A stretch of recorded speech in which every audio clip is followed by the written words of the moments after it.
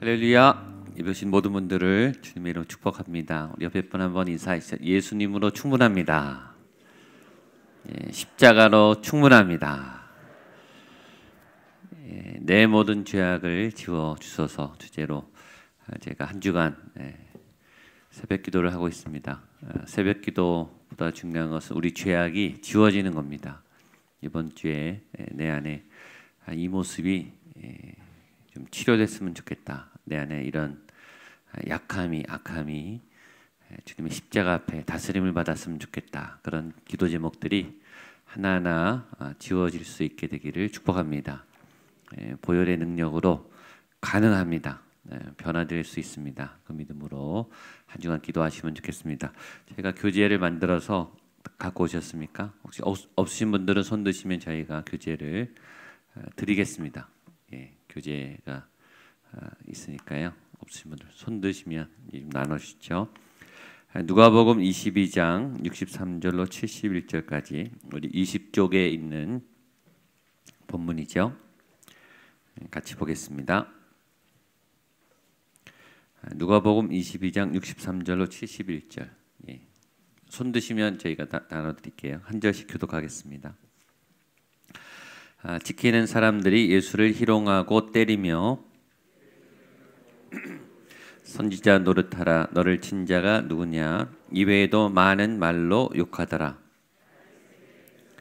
곧 대제사장들과 서기관들이 모여서 예수를 그 공회로 이르되 내가 그리스도이거든 우리에게 말하라. 대답하시되 내가 말할지라도 너희가 믿지 아니할 것이요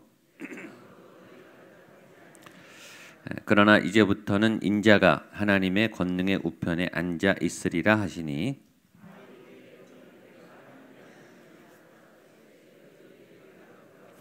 함께 읽겠습니다. 그들이 이르되 어찌 더 증거를 요구하리요 우리가 친히 그 입에서 들었노라 하더라. 아멘.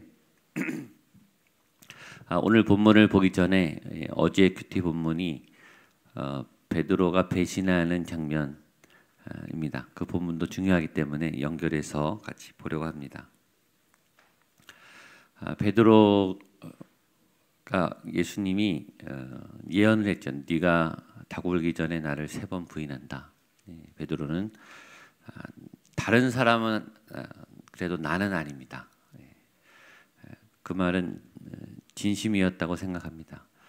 베드로는 정말 예수님을 사랑했고 배신할 마음도 없었어요. 예수님이 잡히시는 순간에 다 도망갔지만 베드로와 요한은 예수님을 따라갔어요.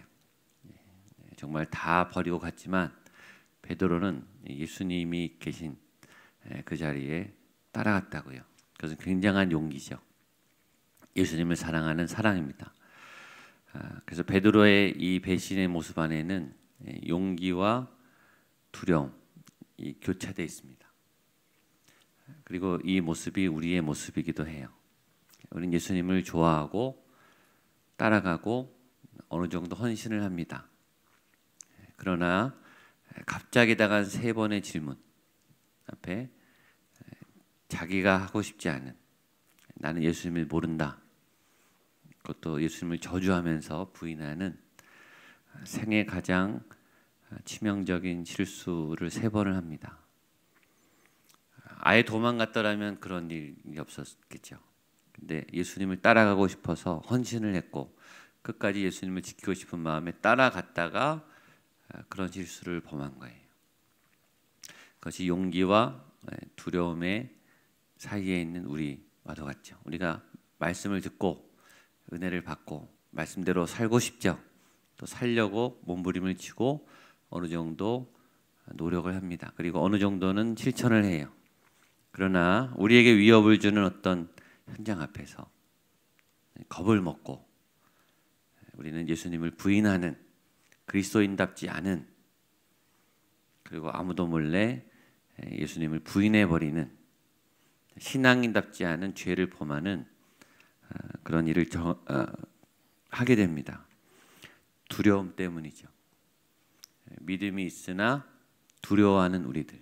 말씀대로 살고 싶으나 알지만 비겁하게 용기가 없어서 비굴하게 굴복하는 우리의 모습이 베드로의 모습입니다.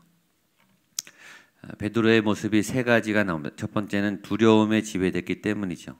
예수님을 사랑하지만 말씀을 믿지만 우리는 현실에 있는 두려움이 우리를 지배합니다. 그 두려움은 상상으로, 망상으로 우리에게 이 일이 이렇게 될 때 이러이러한 부작용이 연타석으로 온다라는 이 상상에 압도돼요. 거기에 사로잡히면 두려움이라고 하는 생각이 우리를 붙잡으면 마비가 됩니다. 믿음이 작동하지 않아요. 우리는 비겁한 행동을 하게 되는 거죠. 나도 알아요. 이게 비굴하다는 걸 나도 알아요. 예수님이 싫어한다는 걸 나도 알아요. 하면 안 된다는 걸 나도 알아요. 그럼 우리는 이 현실의 두려움에 서로 잡히게 돼요. 그래서 그런 어이없는 일을 하게 되죠. 첫 번째, 오늘 우리의 지워질 죄악 중에 하나는 두려움입니다. 예수의 보혈의 능력으로 이 두려움의 권세가 사라지게 되기를 축복합니다. 두려움이 엄습하니까 그 다음 작용이 부인과 변명과 회피를 하는 거예요.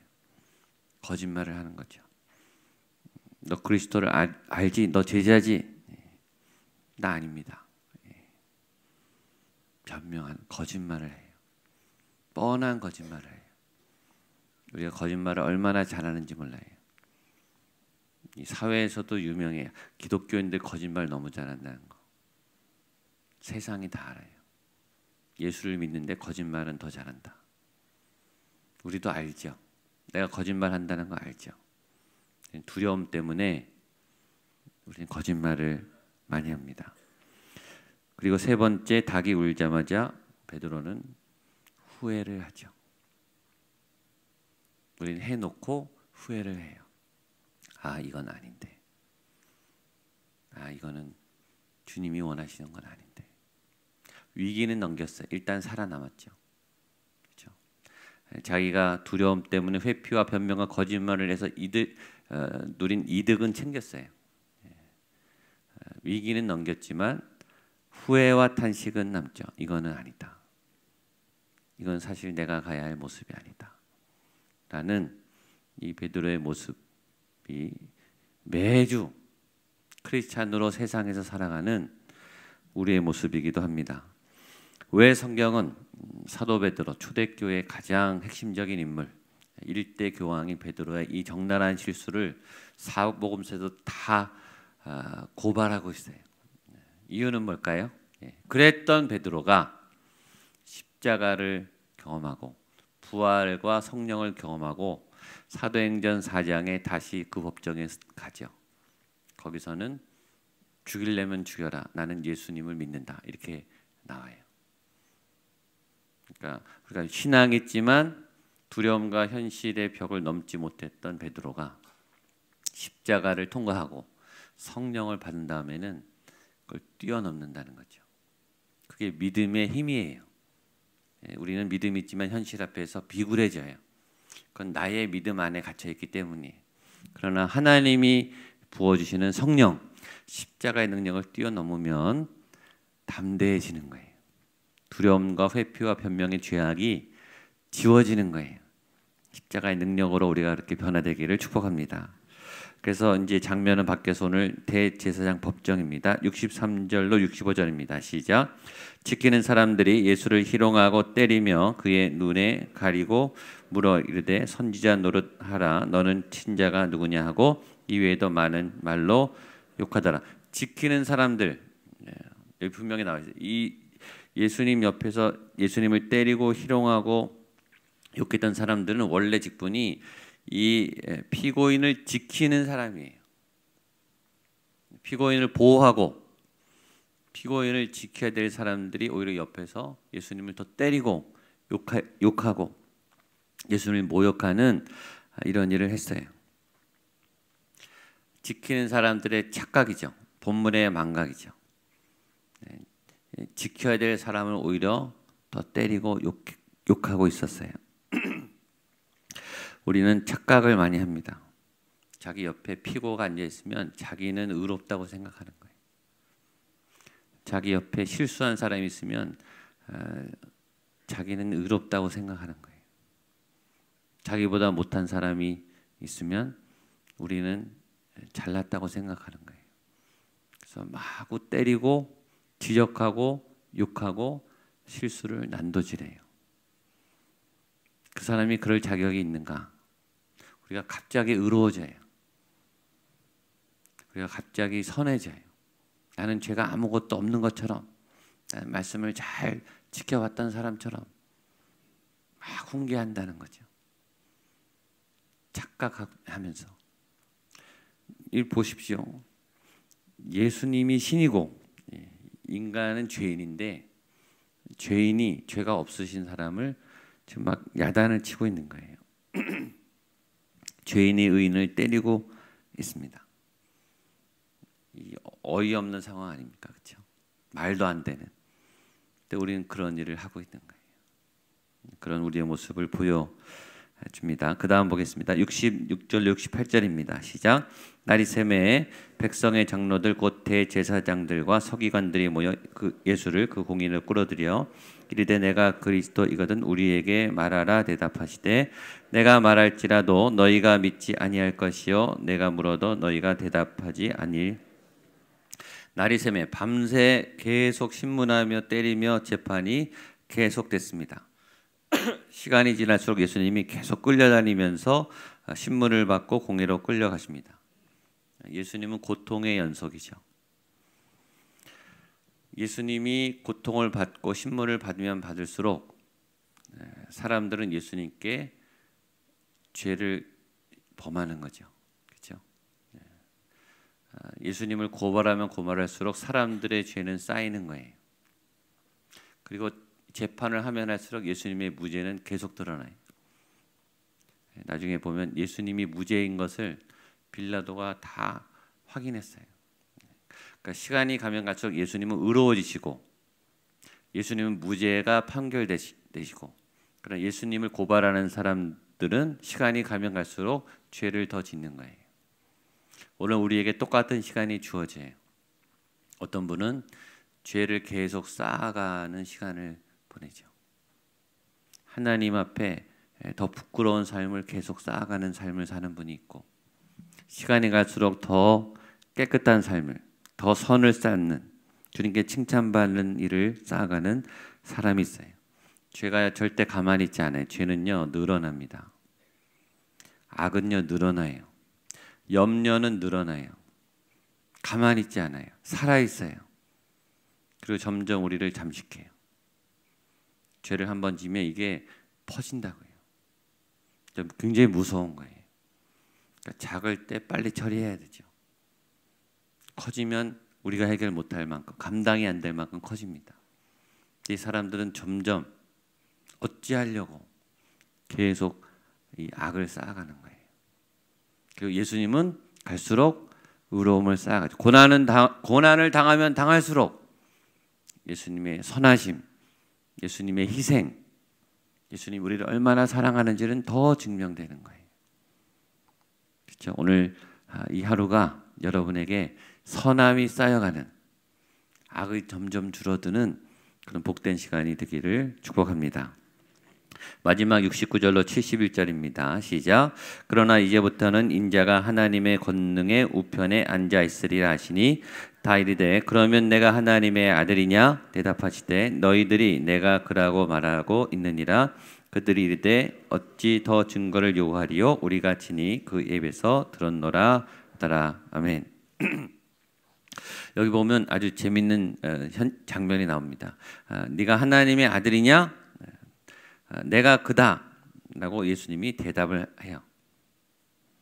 이 사람들도 이 대답을 끌어내려고 계속 신문한 거예요. 근데 네가 하나님의 아들이냐? 예수님이 말했어요. 내가 하나님의 아들이다. 진리입니까? 아닙니까? 진리죠. 예수님은 진리를 대답하셨어요. 그리고 이 사람들도 이 대답을 끌어내리고 싶었어요. 예수가 스스로 입에서 하나님의 아들이라고 말한 것을 유도하려고 이때까지 신문을 한 거예요. 예수님이 하나님의 아들인 것은 진리인데, 예수님은 하나님의 아들이기 때문에 지금 십자가에 형벌을 받고 우리를 구원하시려고 하고 죄인들은 예수님이 하나님의 아들이라는 것 때문에 신성모독죄로 예수님을 고발하는 거예요. 똑같은 진리 앞에 예수님은 이 진리로 사람들을 구원하시고, 죄인들은 이 증언을 토대로 예수님을 공격하고, 같은 사실을 가지고 이렇게 달라요. 우리는 예수님이 하나님의 아들인 것을 믿고 그분이 구원자라는 은혜에 감동하죠. 아멘이죠? 이렇게 달라요. 똑같은 사실인데 이 사실을 어떻게 믿느냐, 누가 믿느냐, 무엇을 위해서 믿느냐에 따라서 이 사실은 굉장히 달라져요. 오늘 우리는 똑같은 말씀을 받아요. 하나님의 말씀을 받지만 누구에게는 이 말씀이 악을 짓는데, 죄를 범하는데, 하나님을 멀리하는데 사용하는 사람도 있는 거예요. 저와 여러분은 이 진리의 말씀을 진리로 받아들이게 되기를 축복합니다. 예수님이 하나님의 아들이라고 하는 사실은 인류에게 주어진 최고의 선물이에요. 그러나 이 사람들에게는 예수님을 죽이는 아주 결정적인 단서가 되는 거죠. 같은 진리라도 반응은 다릅니다. 진리를 알아듣는 사람이 있고 진리를 전혀 못 알아들 뿐만 아니라 이 진리를 가지고 이 선한, 이 좋은 진리로 죄를 져요. 얼마나 안타까운지 모르겠어요. 그래서 우리가 십자가에 못 박아야 할 또 하나의 죄는 하나님의 선하심, 하나님의 진리를 가지고 악을 이용하려고 하는 간악한 마음이에요. 주님은 좋은 것을 우리에게 주셨어요. 선한 것을 베풀어 주세요. 우리는 그 선한 호의를 가지고 악으로 이용해 먹어요. 예수님을 이용해 먹는다고요. 그랬던 죄악. 내가 예수님께 나와서 신앙이라고 하는, 믿음이라고 하는, 은혜라고 하는 선물을 가지고 죄를 범하려고 하는 간악한 마음, 간사한 마음, 그런 죄악이 오늘 십자가에 못 박히게 되기를 주님의 이름으로 축복합니다.